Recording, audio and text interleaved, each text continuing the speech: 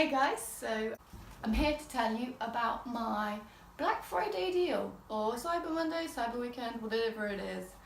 You probably haven't escaped hearing about it, you're probably really bored hearing about it, but basically it just means that Christmas shopping started. I actually can't give you a good deal. All my clothes are handmade and they're sweatshop free, which you basically have to pay for. But I do have something I want to offer you.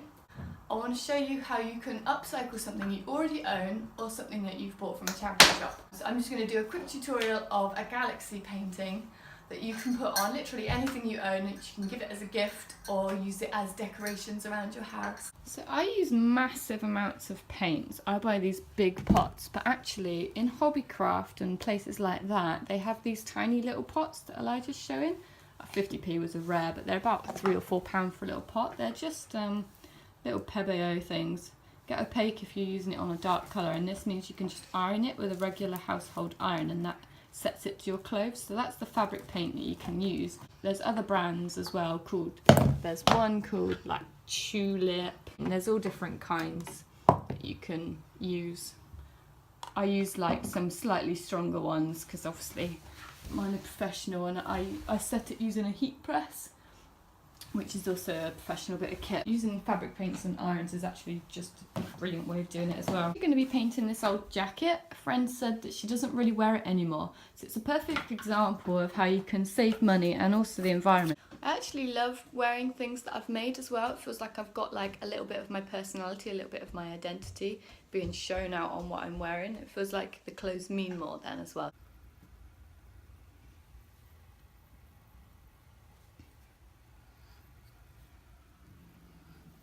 So to paint Galaxy, you're gonna need a good big brush, a tiny little detail brush, a bristly brush or a stencil brush or a toothbrush, some kind of fabric paint in all the colours you'd like. White is essential. Black is also really good if you haven't already got a black thing to paint. You need a thing to paint and a little ruler.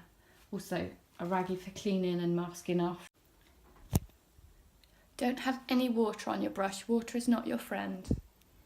Start with the darkest colours and do like a little sweepy motion like this, round and around and around. Then your next colour, kind of blend it in, and your next colours, and just work through all your colours, building up layers of colour in a swirly motion. I'm going to cover the whole of the front in these darker colours and then show you where I'm at. Still going. So we've done all the base colours. I'm going to leave that to dry for 5 or 10 minutes, and then I'm going to put on the white. So think of galaxy shapes when you do the white. Obviously they kind of cluster and then spread out from there. Kind of misty, blendy. So that's my bottom layer of white. It brings up sort of the lighter tones. Then I'll leave that to dry a little bit more, and then I'll do an extra layer of white just to make sure it's like white where the stars are clustered together. If you're struggling to make the right shapes with your brush, it's always fun to do like the classic galaxy shape where it's got the tails coming either in. So you can see the white's gotten bolder now, so now we're going to do the stars, which is using the toothbrush and the ruler or the bristle brush. So get some white on your bristle brush or your toothbrush. Mixing it with a little bit of water stops it from making like lines when you flick it, so it's more like dots. Then rub it into your ruler and literally like this along the edge really fast downwards. You want like really tiny little dots and lots of them. Make sure as well, if you have bits that you don't want stars on, that you've covered them up with your rag. So covered up the hood up there so that when I go up that end, we don't have stars on the inside of the jacket, which obviously just make it look that little bit more amateur. Right, let me show you where we're at. Now you need your tiny little brush. What I do now, make a little circle, fade it out,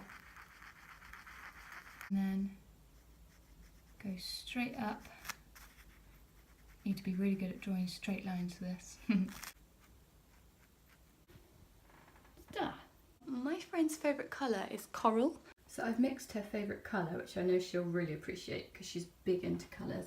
I also know that she really cares about like the shaping in the jacket. So I'm just going to bring that detail back out with a little bit of piping with this colour. There we go, so it's looking better already, isn't it?